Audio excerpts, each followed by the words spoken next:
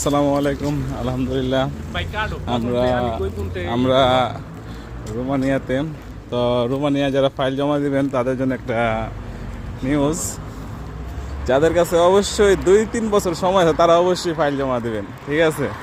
যাদের কাছে long time প্রসেসের জন্য সময় নাই তারা কিন্তু রোমানিয়ার জন্য অবশ্যই ফাইল জমা দিবেন না, কারণ রোমানিয়া একটা রিস্কি একটা দেশ।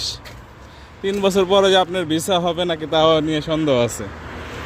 ভিসার ইস্যু কিন্তু একবারে কম, ঠিক আছে? হ্যাঁ, আর যাদের কাছে সময় আছে ভরপুর, ঠিক আছে না, 3 বছর পর আমি যদি রিফিউজি হয়ে জায়গায় সমস্যা না, আমার দ্বিতীয় অপশন আছে, সেক্ষেত্রে রোমানিয়া আপনি চুজ করতে পারেন।